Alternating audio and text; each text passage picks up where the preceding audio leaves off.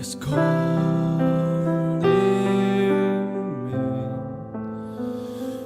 en tus alas, Señor, y cúbreme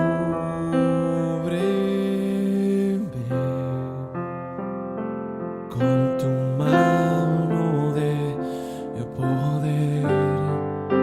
Y cuando hay tempestad y ruge el mar, en tus brazos, Dios, yo voy a estar. Padre, eres Rey sobre el mar, y quieto estaré, sé que eres Dios.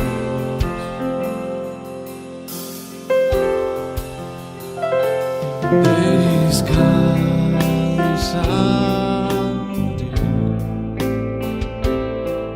en ti, mi Dios. Tu poder me da seguridad. Y cuando hay tempestad y ruge el mar, en tus brazos, Dios, yo voy a estar. Padre, eres Rey sobre el mar, y quieto estaré, y sé que eres Dios. Y cuando hay tempestad y ruge el mar, en tus brazos, Dios, yo voy a estar. Padre, eres Rey sobre el mar, y quieto estaré, y sé que eres Dios.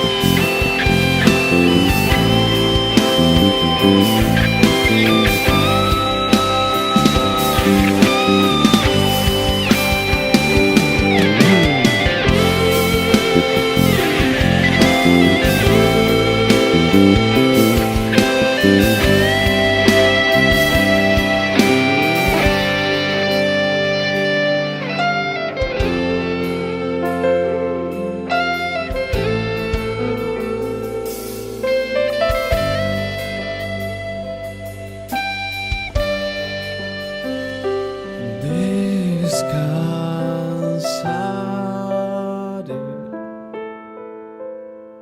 en ti, mi Dios. Tu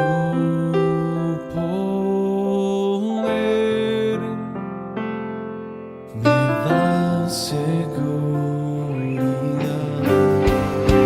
Cuando hay tempestad y ruge el mar, en tus brazos, Dios, yo voy a estar.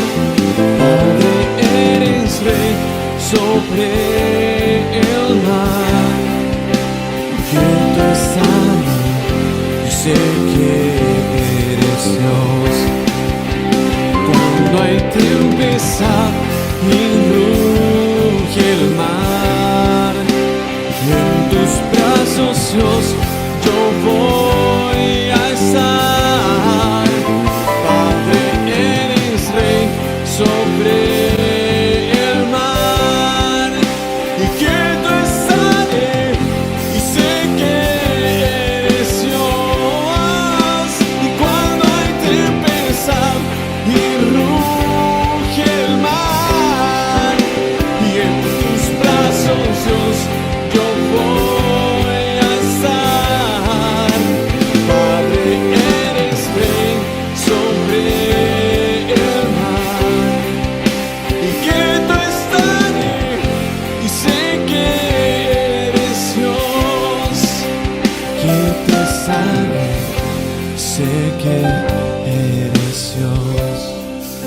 y quieto estaré, sé que eres Dios.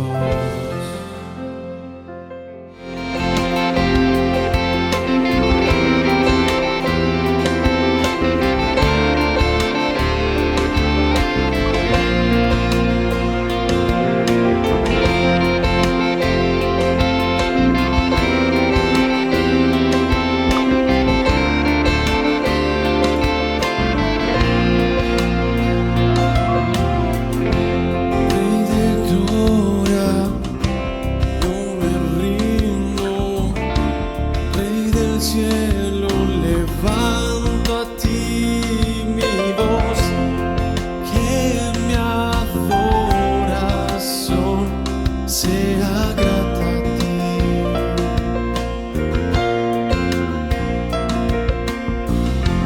Mi deseo es adorarte, mi anhelo es tocar tu corazón.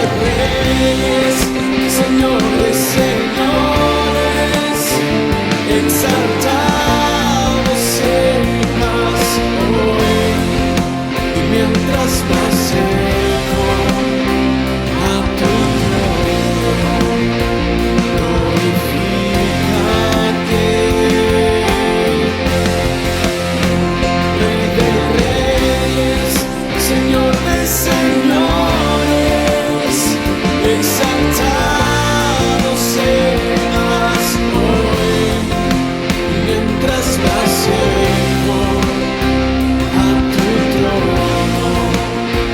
Glorifícate y glorifícate y glorifícate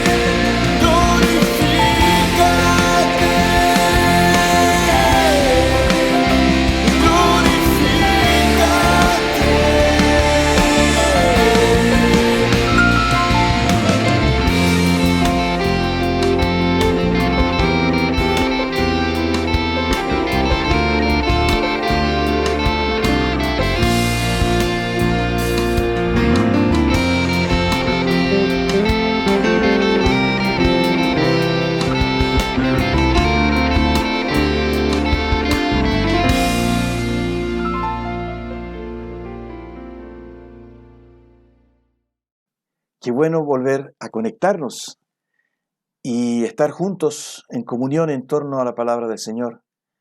Ya ha transcurrido una semana y bueno, el Señor no vino a buscarnos, tampoco nosotros fuimos llamados por Él, de tal manera que es un día especial, sobre todo un día en que todo el pueblo de Dios, toda su iglesia, se reúne en distintos lugares, ¿verdad? En distintas circunstancias, en la montaña, en el desierto, en fin, incluso en la cárcel, en los hospitales, en fin, hay un recogimiento especial porque es el día del Señor, ¿no? Y sin duda todos le buscamos. Y qué mejor que acercarnos a su palabra. Por eso en esta mañana yo quiero compartir con ustedes una reflexión sobre un suceso que ocurrió en el ministerio de Jesús hace cientos de años atrás, ¿verdad? Y que impactó la vida de un pueblo, la vida de una mujer viuda, ¿verdad? Que vivió un momento de tragedia, de desazón.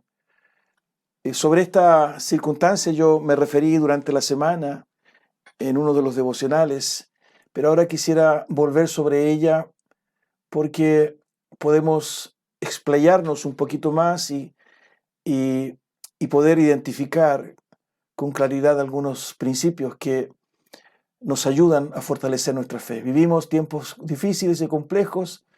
Damos gracias a Dios por los avances que ha experimentado nuestro país. Sin embargo, la situación sigue siendo delicada, no está dominada ni controlada y necesitamos en medio de estas circunstancias vivir el Evangelio, compartir la esperanza, ¿no? Y interceder por nuestras autoridades, interceder por nuestro país, en fin. Usted sabe lo que está ocurriendo en el sur, ¿verdad? Con todas estas manifestaciones de violencia. Estamos también en presencia, en poco tiempo más, de un evento democrático importante que tensiona también la convivencia nacional. En fin, hermanos queridos, son situaciones que van afectando nuestra vida y que en algunos casos generan ansiedad, ¿verdad? Las fuerzas a veces se debilitan porque definitivamente, ¿verdad? Estamos insertos en una sociedad, en una cultura. Y ahí está la palabra de Dios. la bendita palabra de Dios, que precisamente usa el Espíritu Santo para recordárnosla, para atesorarla y para fortalecer nuestra fe. Así que acompáñeme, voy a leer un pasaje, ¿verdad? En el capítulo 7 de Lucas, vamos a leer del versículo 11 al 17 y que se refiere, ¿verdad?, a esta mujer, la viuda de Naín. Poco después Jesús, en compañía de sus discípulos y de una gran multitud, se dirigió a un pueblo llamado Naín. Cuando ya se acercaba a las puertas del pueblo, vio que sacaban de allí a un muerto, hijo único de madre viuda. La acompañaba un grupo grande de la población. Al verla, el Señor se compadeció de ella y le dijo: «No llores». Entonces se acercó y tocó el féretro. Los que lo llevaban se detuvieron y Jesús dijo: «Joven, te ordeno que te levantes». El muerto se incorporó y comenzó a hablar, y Jesús se lo entregó a su madre. Todos se llenaron de temor y alababan a Dios. «Ha surgido entre nosotros un gran profeta», decían. «Dios ha venido en ayuda de su pueblo». Así que esta noticia acerca de Jesús se divulgó por toda Judea y por todas las regiones vecinas. Acompáñenme a tener un momento de oración. Gracias, Señor, porque en tu soberanía y en tu perfecta voluntad permitiste, Señor, que quedase reflejada esta circunstancia, Señor, en aquel pequeño pueblo de Naín. En un momento, Señor, estratégico en la historia de nuestro Jesús, tu Hijo amado. Señor, y entendiendo que eres un Dios de propósitos, queremos, Señor, entender el por qué tú, Señor amado, precisamente permitiste que este relato llegara hasta nuestros días. Señor, poder extraer de estas líneas, Señor amado, estas verdades espirituales, escriturales, que tú quieres que tus hijos, que tú quieres que tus criaturas, Señor, puedan entender, Señor, para operar en ellas, Dios mío, un milagro de vida, de esperanza, de renovación, de fortalecimiento, de convicción, Señor. Por eso en esta hora, en el nombre de Jesús, ayúdanos a acercarnos en humildad, sobre todo, Señor amado, teniendo esa autocrítica, Dios mío, genuina y sincera de nuestra propia vida ante tus ojos. Dios Santo, tú conoces cada pensamiento nuestro, cada sentimiento nuestro. Dios mío, por eso aquí estamos en tu presencia y danos esa sensibilidad para escuchar tu voz. Es tu palabra, no la opinión, no la emoción, Señor, de quien hoy día la está exponiendo, por favor. En el nombre de Jesús, que sea la manifestación maravillosa del poder que hay en tu palabra, con la ayuda de tu Espíritu Santo, Espíritu maravilloso. Gracias, Padre. Tú sabes quienes hoy van a escuchar y van a ver este video, Señor, escuchar esta palabra, esta lectura. Dios mío, en el nombre de Jesús, te ruego que desde ya, Señor, seas hablando a sus vidas. Gracias, Padre. Nos encomendamos a ti en el nombre de Jesús. Amén y amén. Bien, queridos, este es el relato, ¿verdad?, de un encuentro de Jesús con una mujer viuda. Y quisiera compartir con ustedes algunos antecedentes, ¿no? Según los estudios de los teólogos y, ¿verdad?, de los historiadores, Jesús está comenzando su segundo viaje misionero, ¿no? Él hacía poco había terminado el primero y estamos más o menos hablando del año 29 después de Cristo. Y es probable que haya sido durante el otoño, que más o menos corresponde al mes de octubre de nuestros días, ¿no? Esta segunda gira comenzó en Capernaum. Si usted lee los versículos anteriores, se va a dar cuenta que Jesús está en Capernaum, ¿verdad?, desde donde comienza esta segunda gira, ¿no? De tal manera que es un momento especial. Jesús fue precisamente este hombre ¿verdad? Que transitó, que caminó, que fue de pueblo en pueblo, de ciudad en ciudad, de aldea en aldea, predicando. De tal manera que hizo viajes misioneros. Y este fue el segundo, ¿no? Y dice los estudiosos, ¿verdad?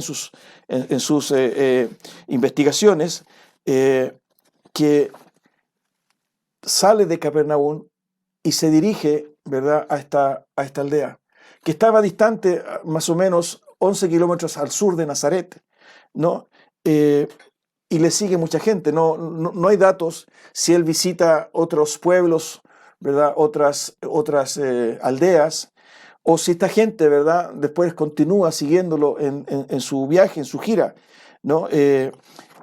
Pero es importante detenernos, ¿verdad?, en esta primera circunstancia que queda registrada en el Evangelio de Lucas de este segundo viaje misionero, porque si usted se fija en el texto que nosotros acabamos de leer, hay un detalle no menor, ¿verdad?, que aparece en el versículo 11. Dice: poco después Jesús, en compañía de sus discípulos y de una gran multitud, se dirigió a un pueblo llamado Naín. Era un pequeño pueblo, ¿no?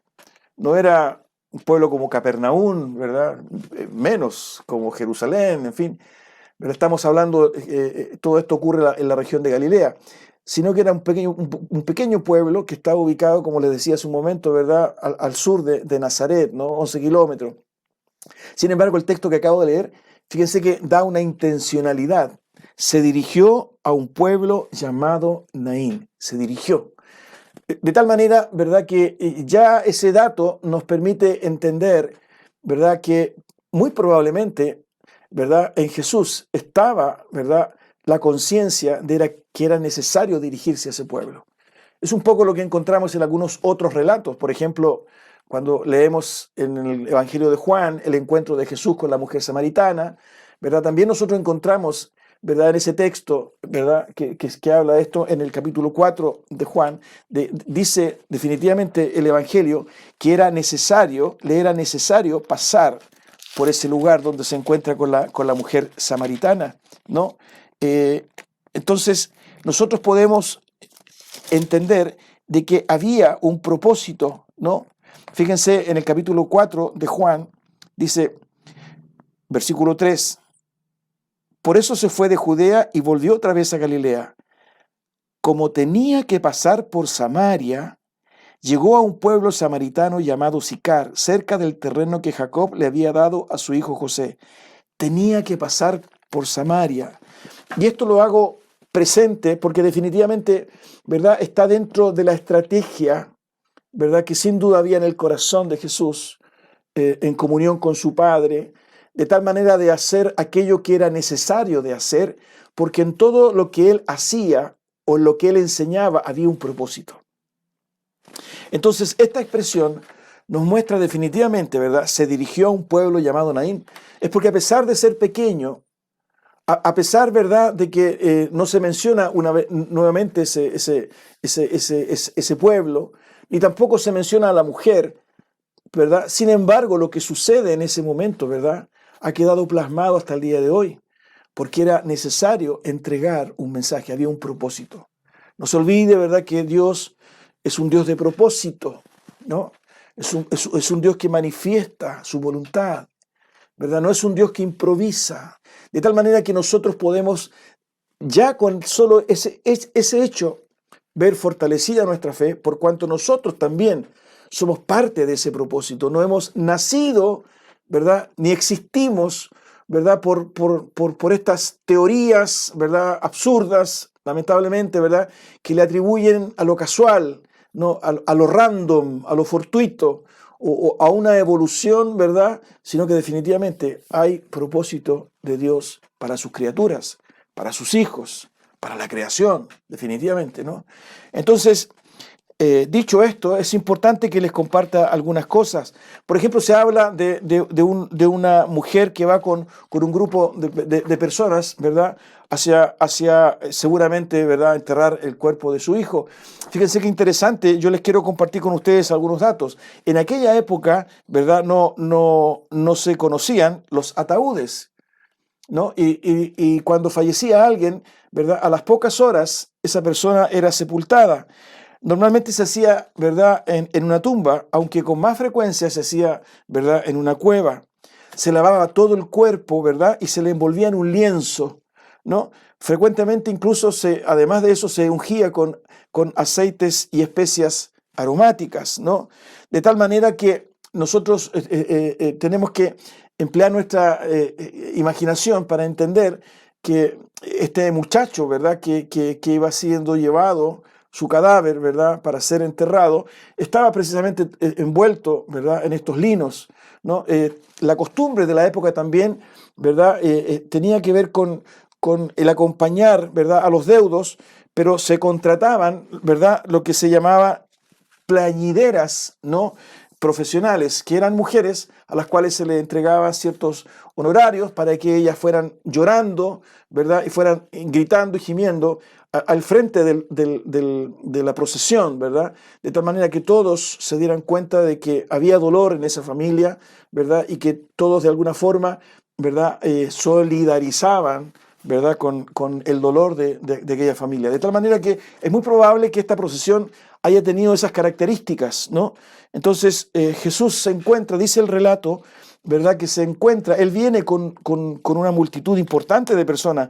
Dice, le acompañaba un grupo grande, ¿no?, en compañía de sus discípulos, versículo 11, y de una gran multitud, ¿verdad?, estaba Jesús, y se encuentra con esta procesión. Interesante porque fíjense que es un grupo importante de personas que siguen a Jesús, es un grupo importante de personas que acompañan a la mujer, ¿no?, en medio de una situación de quebranto y de dolor y desesperanza, ¿no? Sin embargo, llama la atención, ¿verdad?, la sensibilidad de Jesús. Muy probablemente esta mujer, ¿verdad?, estaba sumida en una tragedia, en un dolor tremendo. El texto se encarga de hacernos notar, ¿verdad?, la condición de ella. Fíjense, es importante porque dice en el versículo 12, cuando ya se acercaba a las puertas del pueblo, vio que sacaban de allí a un muerto. Y fíjense, dice, hijo único de una madre viuda. Es decir, una mujer que ya había perdido a su esposo y que ahora perdía a su hijo. Quiero decirles, ¿verdad?, que en la época de Jesús, esto dejaba casi la indefensión a la mujer. La mujer se validaba, ¿verdad?, en la época de Jesús, en esa cultura, por la presencia, ¿verdad?, del hombre a su lado. De tal manera, ¿verdad?, que ese hombre podía ser su esposo, podía ser su hijo, podía ser un hermano, ¿verdad?, que fue el caso de Marta y María con el hermano Lázaro, porque la mujer, ¿verdad?, definitivamente tenía un peso absolutamente secundario y menor. No, su testimonio, ¿verdad?, no era probativo, no era validado, de tal manera, ¿verdad?, que su legitimación, ¿verdad?, siempre giraba en torno a un hombre. De tal manera que esta mujer, al perder a su esposo y al perder a su hijo, no solo vivió y vivía la crisis y la pérdida, ¿verdad?, de un ser querido tan importante como su hijo o como tal vez lo fue su esposo, sino que además se encontraba absolutamente indefensa, expuesta, ¿verdad?, en una cultura muy especial, muy distinta a la nuestra. De tal manera que es importante entender estos elementos porque nos ayuda de alguna forma a dimensionar, ¿verdad?, lo que tal vez la confusión, la tristeza, la tragedia, la desazón, la desesperanza, ¿verdad?, la angustia que había en el corazón de esta mujer. No sabemos cómo se llamaba. Lo que sí sabemos definitivamente, ¿verdad?, es que Jesús, ¿verdad?, al parecer, porque precisamente se dirige a ese pueblo y en ese momento, ¿verdad?, sabía lo que sentía esta mujer. Y mire qué interesante, multitudes de gente, no, por un lado, aquellos que acompañaban a Jesús y por otro lado, aquellos que acompañaban a la mujer, ¿no? Interesante preguntarse, ¿se habrá ella enterado de que venía Jesús? Yo creo que no, yo creo que, ¿verdad?, era tan grande su dolor y su angustia que ella estaba sumida, ¿verdad?, ensimismada, de tal manera que no era muy consciente de lo que sucedía a su alrededor, ¿no? Increíblemente, a pesar de la solidaridad y de la presencia de tal vez amigos, vecinos, en fin, no sé, la tragedia que ella vivía solo la vivía ella y nadie más.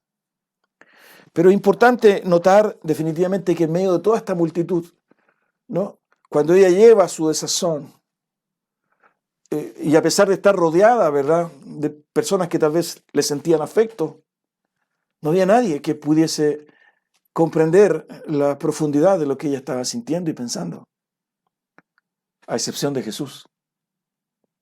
Fíjense que interesante porque Jesús va con una multitud grande de personas que probablemente querían escucharlo. Incluso por ahí, ¿verdad?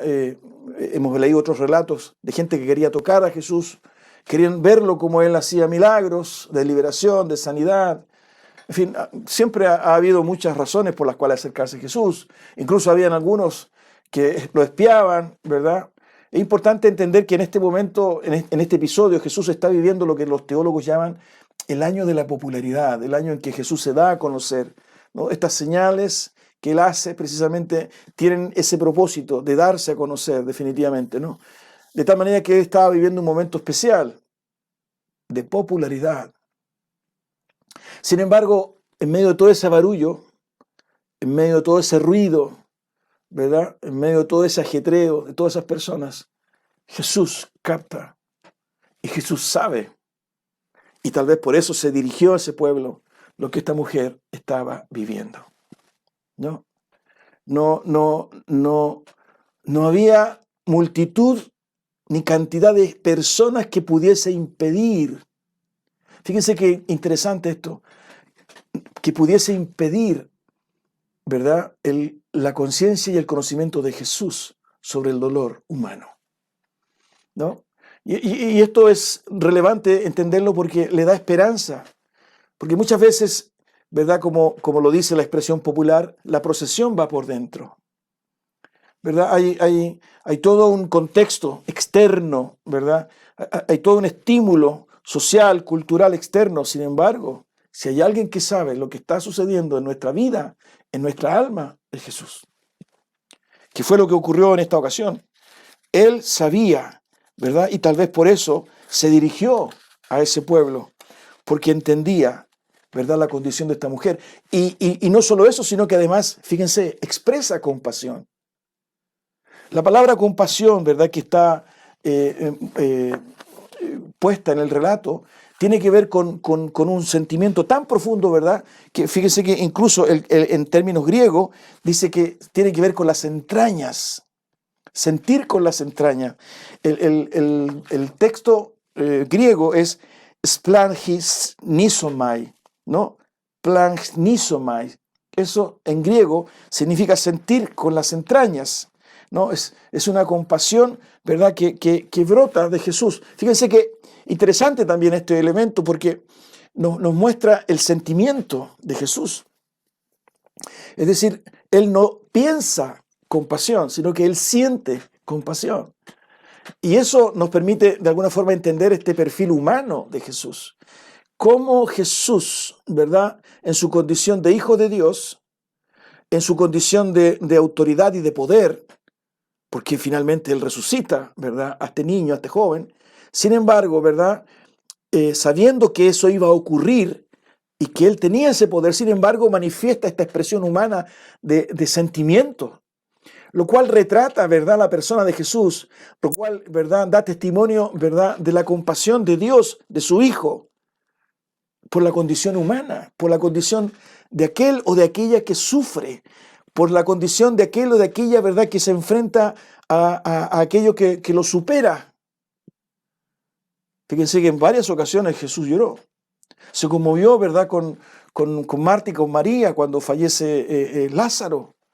Hay un texto ahí, ¿verdad?, en el capítulo 9 de Juan, precisamente con dos palabras: Jesús lloró. Sentía compasión, definitivamente, porque, ¿verdad?, nos refleja a este Jesús, ¿verdad?, ahí en Juan capítulo 11, 35, compasivo, ¿verdad? Y se acerca a la mujer y le dice: no llores, ¿no? Un sentimiento de misericordia, es un sentimiento, ¿verdad?, que le nace de lo profundo de su corazón, ¿no? Fíjense que le expresa y materializa y concreta esa compasión a través del consuelo. No llores. Fíjense que son dos palabras, ¿verdad?, muy pequeñas, pero que reflejan la expresión, ¿verdad?, de lo que había en el corazón de Jesús. Fíjense que la palabra, ¿verdad?, que se usa ahí en griego es klaio, que significa gemir, llorar a gritos. Es decir, la mujer gemía. La mujer lloraba a gritos. No es que estaba emocionada. Pareciera ser, no es que ella estuviese en control, sino que gemía. Lloraba a gritos. Ese es el término que se ocupa ahí, ¿verdad?, en griego, y que el que ocupa Jesús. No llores, no gimas. Calma. ¿No? El consuelo de Jesús, ¿no? Como lo decía hace un momento, este corazón compasivo que nos muestra definitivamente la identificación del Hijo de Dios por la condición humana, por la condición del sufrimiento. Fíjense que estamos en presencia primero de una mujer que es viuda y que entierra a su hijo.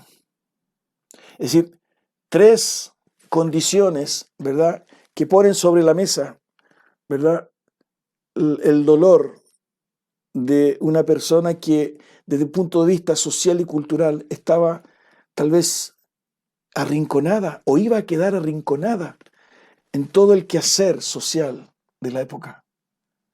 Pero Jesús siente compasión, escucha sus gritos, escucha su gemido y consuela y se acerca. No llores.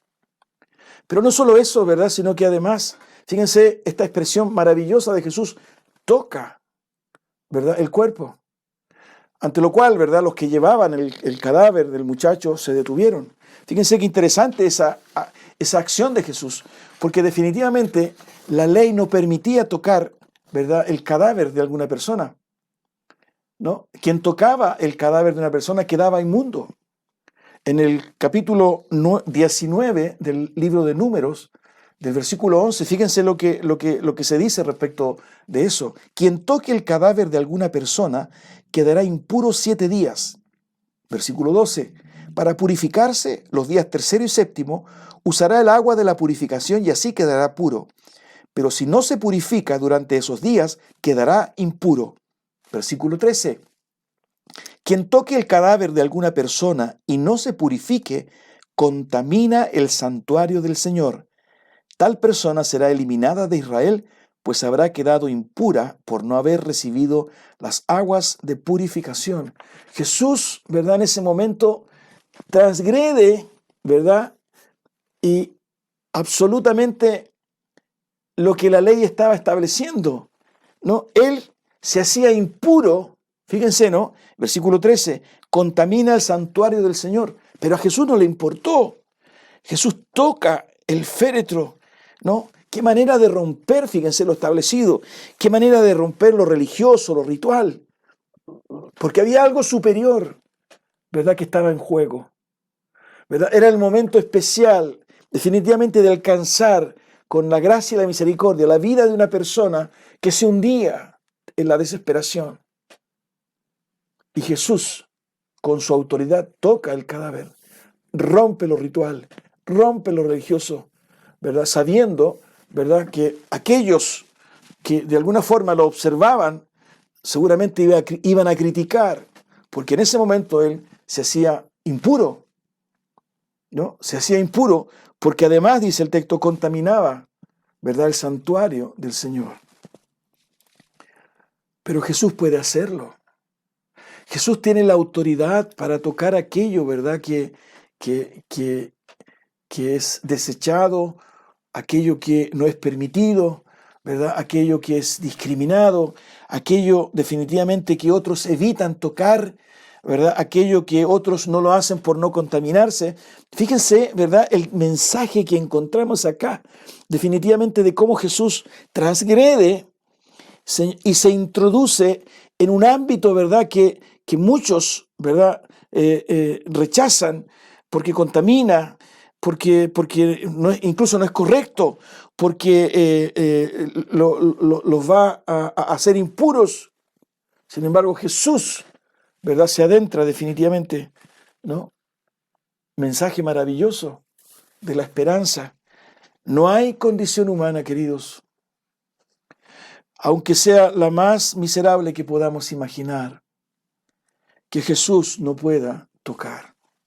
Y Jesús toca, pero no solo además de tocar, sino que con la autoridad, ¿verdad?, que Dios le dio en ese momento, ¿verdad? Él se dirige al muchacho y fíjense, con la autoridad le dice: joven, te ordeno que te levantes. E increíblemente en medio de toda esa situación, ¿verdad?, cuando todos entendían que Jesús, al igual que los demás, sentía compasión y dolor, y que sin duda al acercarse a ella había manifestado ese consuelo, ¿verdad? No llores. Sorpresivamente Jesús manifiesta este poder y esta autoridad resucitando al muchacho, ¿verdad? Obrando e interviniendo una situación que humanamente no tenía ninguna posibilidad. Y para hacerlo, toca, se hace impuro, a pesar de no serlo. Transgrede, desafía, porque hay algo que estaba en juego que era superior y que tenía que ver definitivamente por la condición de esta mujer. Es decir, la compasión, ¿verdad?, de Jesús, el amor de Jesús, ¿verdad?, lo que él veía en el corazón de esa mujer, lo hizo definitivamente, ¿verdad?, manifestarse, no solo tocando aquello que era impuro, aquello que era inmundo, aquello que era rechazado por otros, sino que además manifestando en esa condición absolutamente de discriminación, de rechazo, de impureza, ¿verdad?, manifestando su poder de una forma radical, poderosa, maravillosa. Fíjense que el texto es maravilloso como concluye, ¿no? Dice: el muerto se incorporó, versículo 15, y comenzó a hablar, y Jesús se lo entregó a su madre. Jesús se lo entregó a su madre. Pareciera ser como que esa expresión se lo entregó, como que él lo tenía y se lo entregó. Estaba muerto, te lo entrego vivo. Esta situación que te desesperanzaba, esta situación, ¿verdad?, que no tenía absolutamente ninguna posibilidad y sobre la cual tú lo único que hacías era gemir, llorar y sufrir, te la devuelvo. Hay otra oportunidad, hay otra posibilidad. Yo he resucitado a tu hijo, te lo entrego. Fíjense que yo parafraseo un poco esto, porque definitivamente, ¿verdad?, estamos en presencia de una manifestación de Jesús que hasta el día de hoy es evidente y se hace presente. Por eso que hay absolutamente esperanza para muchas personas, para muchos problemas que las personas tienen, para muchas circunstancias, ¿no?, que a los ojos nuestros humanos parecieran ser difíciles, imposibles. Incluso muchas de ellas, ¿verdad?, situaciones graves que incluso provocan vergüenza, que muchas veces se esconden porque social y culturalmente son mal vistas, son repulsivas, son vergonzosas, ¿verdad?, por las cuales incluso muchas veces se hace discriminación y rechazo. Son condiciones especiales, excepcionales, donde precisamente la presencia de este Jesús se manifiesta, se valida, y son oportunidades definitivamente para resucitar aquello, ¿verdad?, que a nuestros ojos es imposible, que nos provoca incluso vergüenza, que nos provoca problemas, pero que sin embargo, ¿verdad?, Jesús puede entender todo el dolor que ello provoca, toda la vergüenza que ello provoca, toda la tristeza que ello provoca. Fíjense que hasta el extremo muchas veces, desde nuestras propias vidas, en llorar y clamar a gritos, gemir. Estoy pensando en rupturas matrimoniales, estoy pensando en adicciones, ¿verdad? Estoy pensando definitivamente en violencia intrafamiliar. Estoy pensando, ¿verdad?, en aquellas circunstancias humanas que parecieran estar muertas, que la única posibilidad que tenemos es precisamente llevarlas a algún cementerio, porque no hay posibilidad, clamando y gimiendo. Por eso que la expresión, ¿verdad?, con la cual comienza este trozo, se dirigió a un pueblo llamado Naín, es clave en el relato para mí. Tal vez es algo menor, pero para mí es importante porque definitivamente me muestra, ¿verdad?, esta misericordia de Jesús, ¿no? Me muestra esta compasión de Jesús que se dirige definitivamente a donde hay alguien, a donde hay una necesidad. Fíjense que en ningún momento encontramos en el relato alguna petición de esta mujer. Yo me preguntaba, ¿no?, cuando veía este relato, la mujer era consciente de que Jesús estaba ahí. No sé si se recuerdan el caso del ciego Bartimeo en Jericó. Él, ¿verdad?, escuchó el ruido y supo que era Jesús y empezó a gritar: Jesús, Jesús, hijo de David, ten misericordia de mí. Pero aquí no, con esta mujer no, está sumida en el dolor. En el caso de la mujer con flujo de sangre, ¿verdad?, que me parece, lo compartimos, ¿verdad?, la semana pasada, ¿verdad?, esa mujer se acerca en su condición de mujer, ¿verdad?, porque sabía que si tocaba el manto ella iba a ser sana. Y en su condición, ¿verdad?, absolutamente devastada, quebrada, ¿verdad?, se acerca para... Aquí no.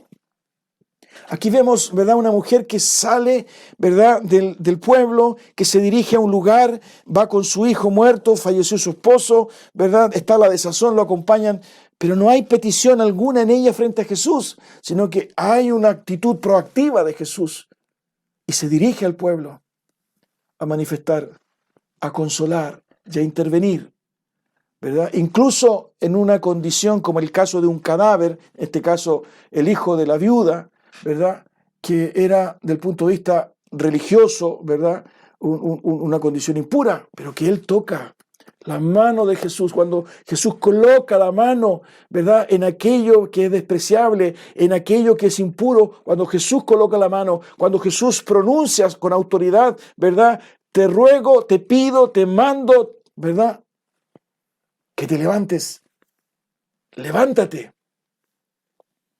¿Qué fue lo que le dijo a Lázaro? ¿Habrá hoy día en tu vida alguna situación que Jesús deba tocar? ¿Habrá hoy día en tu vida alguna procesión que tú estás llevando y por la cual estás gimiendo y por la cual estás llorando gritos? ¿Habrá hoy día, ¿verdad?, alguna circunstancia en tu vida que tú ya has desechado y la has visto como un imposible? Porque definitivamente, ¿verdad?, este relato tiene que ver con eso. Fíjense el desenlace, ¿no? El muerto se incorporó y comenzó a hablar y Jesús se lo entregó a su madre. Todos se llenaron de temor y alababan a Dios. Alababan a Dios, ¿verdad? Ha surgido entre nosotros un gran profeta, decían. Dios ha venido en ayuda de su pueblo. Así que esta noticia acerca de Jesús se divulgó por toda Judea y por todas las regiones vecinas. Cuando Jesús obra, cuando Jesús resucita, cuando Jesús restaura, desborda absolutamente nuestra vida. Es imposible contenerlo, es imposible no compartirlo, es imposible no maravillarse. La misericordia de Jesús obrando en la condición humana. Acuérdense, y para ir terminando, de ese hermoso relato, ¿verdad?, que nos entrega el profeta Ezequiel, ¿verdad?, sobre el valle de los huesos secos. Un valle, ¿verdad?, lleno de huesos secos, muchísimos huesos en el valle, dice Ezequiel capítulo 37, versículos 2. huesos que estaban completamente secos. Y me dijo: hijo de hombre, ¿podrán revivir estos huesos? Y yo le contesté: Señor omnipotente, tú lo sabes. Entonces me dijo: profetiza sobre estos huesos y diles: huesos secos, escuchen la palabra del Señor. Así dice el Señor omnipotente a estos huesos: yo les daré aliento de vida y ustedes volverán a vivir. Les pondré tendones, haré que les salga carne y los cubriré de piel. Les daré aliento de vida y así revivirán. Entonces sabrán que yo soy el Señor. Ezequiel capítulo 37, ¿no? Hasta el versículo 6 leí.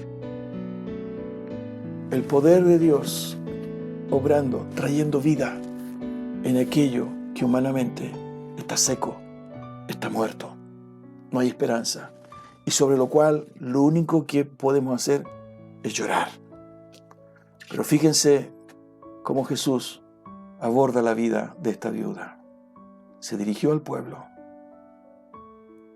y vio y se compadeció del corazón de esta mujer y le devolvió a su hijo.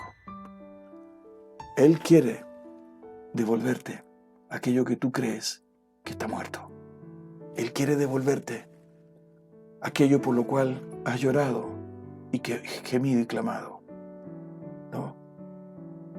Pero es importante que te expongas a Jesús. Es importante que le permitas obrar. Es importante, ¿verdad?, que en medio de toda esa multitud tú tengas ese encuentro con Jesús. Que el Señor te bendiga. Tenemos esperanza. El Señor está con nosotros y tiene el poder para obrar en aquello que incluso nos avergüenza, en aquello que tenemos escondido, en aquello que otros rechazan, en aquello que es discriminado.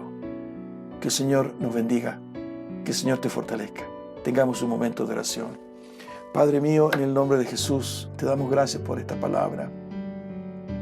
Gracias, Señor, por este hermoso relato que trae esperanza a nuestra vida. Por cuanto, Señor, logramos comprender de tu compasión, de tu poder, Señor, sobre aquello que humanamente, Señor, es tan difícil para nosotros. Incluso, Señor, aquello que nos lleva a llorar, a desesperanzarnos y solo, Señor, a pensar en llevar esa situación y esa condición sin tener la esperanza de que pueda ser revertida. Pero gracias, Señor, por tu palabra, porque entendemos que eres un Dios compasivo, que eres un Dios, Señor, que entiendes lo que hay en nuestra vida. Y por eso te rogamos tu ayuda. Fortalécenos en la fe y permítenos, Señor, vivir, Dios mío, en la certeza de tu intervención permanente en nuestra vida. Oro por aquellos que han escuchado esta palabra. Bendícelos, abre sus ojos y que tu Espíritu Santo, Señor, pueda renovarles de tal manera, Señor, que, Dios mío, abran su alma, abran, Señor, su corazón para que tú obres con poder en sus vidas. Gracias, Padre. Oramos en el nombre de Jesús. Amén y amén. Que el Señor les bendiga, ¿no? Estamos en contacto, así que hasta una nueva oportunidad si es que el Señor no viene antes. Gracias, que esté muy bien.